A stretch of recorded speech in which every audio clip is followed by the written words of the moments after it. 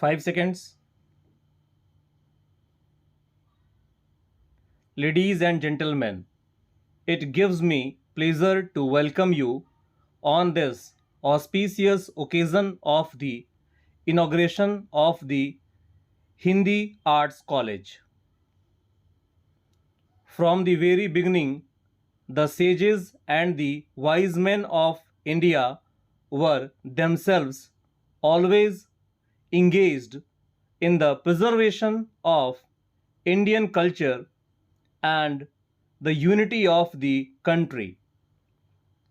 It is due to their efforts that, in spite of the fact that India was divided into several political spheres, social customs, and languages, the cultural unity of the country was never disturbed.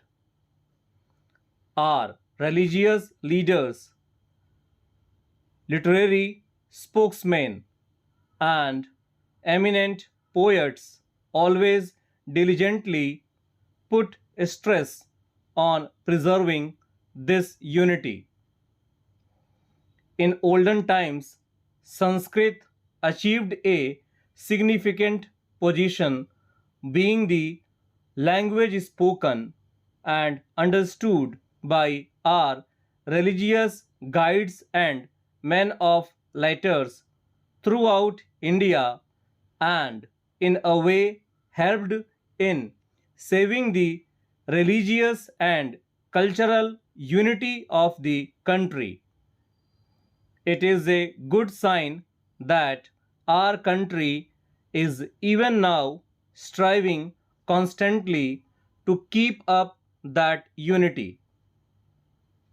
During the last 150 years, for the sake of running the administration, the English language was in use as a common vehicle for exchange of ideas between persons speaking the different languages of our country. English is, however, understood only by a limited number of persons who may be called well educated. Therefore, in a vast country like India, where several languages entirely different from each other are prevalent, it is very necessary that there should be one common language for the interchange of views and for keeping up healthy intercourse amongst the people. There could be no difference of opinion in this matter. It is with this object that the framers of our Constitution gave the significant status of national language to Hindi. This is in no manner diminishes the importance of the state languages. The states are free to run their administration in the state languages and take all steps for their development. Besides, all these state languages have originated from Sanskrit, and thus they are closely related to Hindi as well. Therefore, the improvement of one language is always supplementary to the development of the other. In a country in which more languages than one are spoken, it is but natural and usual to have one common language for conducting the business of the state. No multilingual country can make adequate progress without having a common language.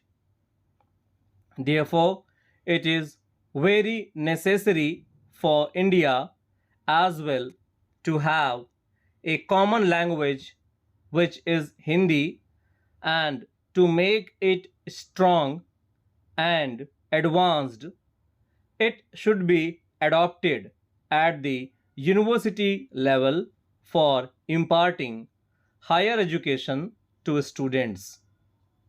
The persons equipped with masterly knowledge of Hindi will be eagerly sought for and employed when the business among the various states and the center will begin to be transacted through Hindi.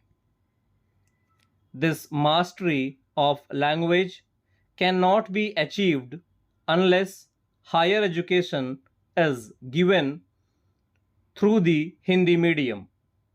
Therefore, no face this emergency, we must now start many Hindi medium colleges in the regions where Hindi is not spoken by the pupil in any large numbers. The center is taking all sorts of steps for the development of Hindi so that it can be used in all walks of life. In many of the states, Hindi is a compulsory subject up to the high school stage. I am very happy to note that your state is the foremost in these efforts to popularize Hindi. Dear sirs, while I thank you with all my heart for the continued support which you are extending to us, I regret to note that for some time now you have reduced its quantum. As you were kind enough to give us advertisements for about rupees 500 a month during the initial stages, I was fondly hoping that you would gradually increase it. Instead of that, I find that there has been a reduction. I am giving every ounce of my energy to strengthen this organization as an organ of independent opinion, and unless good friends like you extend their full cooperation and support, I can hardly hope to succeed in my objective. As the moving spirit of the leading industrial ventures in this place, it should not be difficult for you to kindly give us advertisements for larger amounts. We would soon be completing the first year of our existence, and with the purchase of a fast printing machine, which we hope to effect in the near future, we expect to forge further ahead. It is at this crucial period in the life of our journal your generous support is most needed.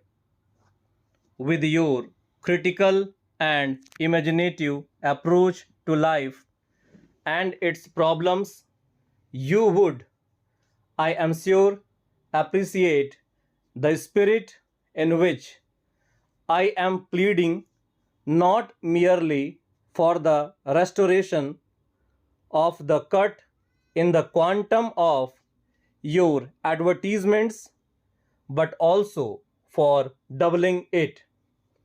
Thanking you, yours sincerely.